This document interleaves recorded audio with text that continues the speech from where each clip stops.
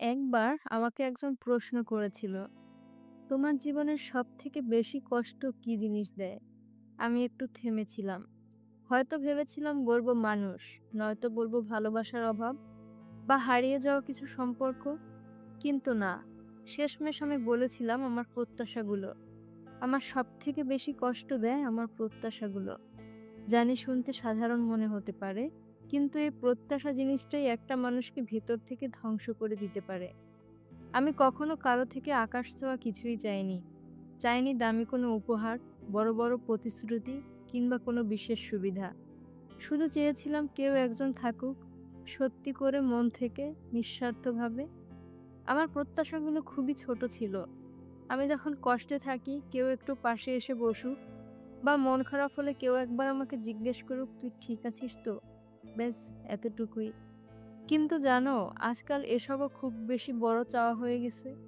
সবাই ব্যস্ত, সবাই ছুটে চলছে নিজের মতো করে।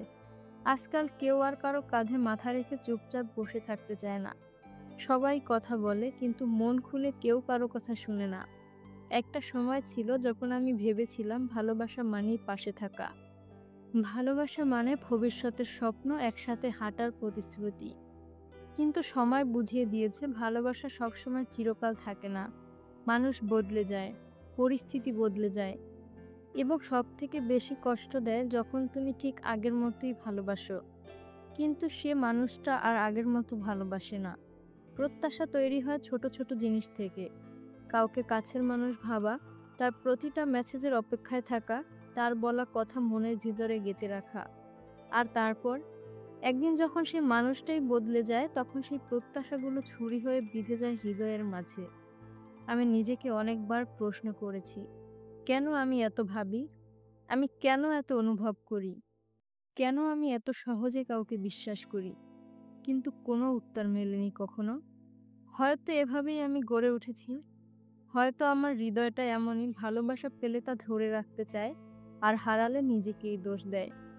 আজকাল আমি চুপচাপ থাকি, মানুষের ভিড়ে থেকেও একা একা হাঁটি।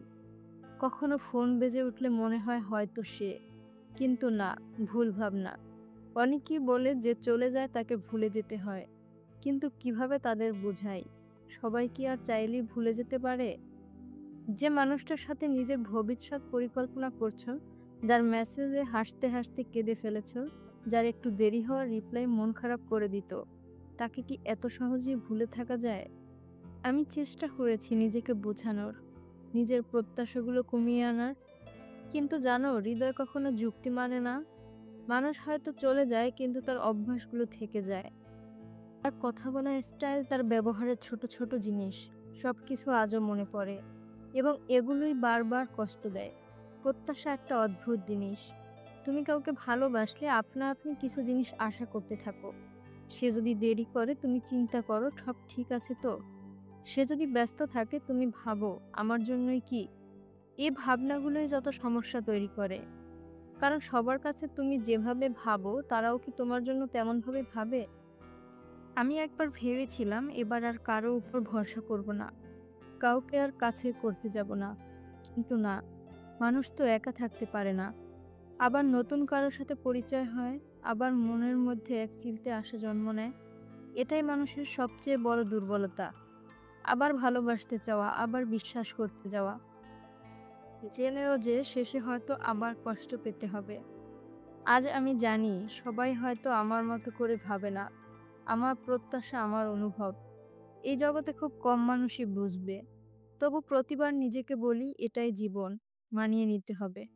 হয়তো কেউ একজন একদিন আসবে, যে আমার চাওয়াগুলোকে বুঝবে, যে আমার প্রত্যাশার আগেই পাশে থাকবে। কিন্তু ততদিন আমি নিজেই নিজের সাথে কথা বলি, নিজেকে বুঝাই, সব ঠিক আছে, তুইও ঠিক আছিস। কিন্তু শেষমেশ আমার মতো করে কেউ তো আর আমার পাশে নাই। নিজেকেই নিজের সবচেয়ে আপন মানুষ বানাতে শিখেছি। এটাই আমার গল্প, একটা সাধারণ মানুষের গল্প, যে শুধু একটু বুঝে নেওয়া চেয়েছিল, কিন্তু তার এই প্রত্যাশাই একদিন তাকে সবথেকে বেশি কষ্ট দিয়েছে।